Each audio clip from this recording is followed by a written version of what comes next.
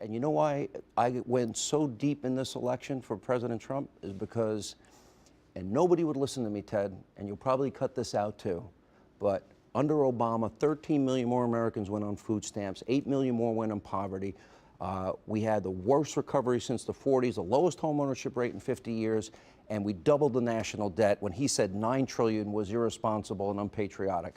So, you know, how do I say in a nice way that liberalism on a massive scale failed the working men and women in this country?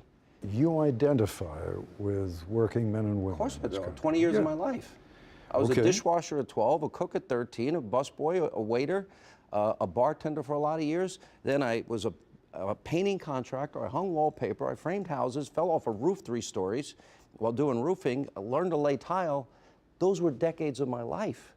You know, I'll tell you, everybody in our industry today, unfortunately, I've said journalism is dead. We have an information crisis in the country. You've said journalism is dead. I believe that. Do you think it can be revived?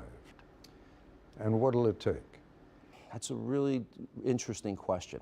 And I say this with all due respect and a compliment to you and your work during the Iranian hostage crisis.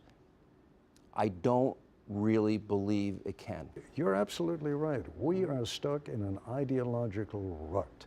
And programs like yours, popular as they are, haven't helped. And I disagree. I said the same thing to O'Reilly, and I've said the same thing of Rachel Maddow's program. I disagree with you. Do you? Yes, because Americans know Sean Hannity is a conservative. Yeah. There's no pretense here.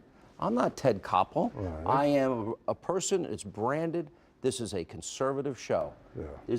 Do you think there are many people in America that don't know I have a point of view that's conservative or that Rachel is a liberal? That's not my point. So that's the editorial page of a newspaper. Do you against the editorial pages? No, I'm against the editorial pages taking over from the front page.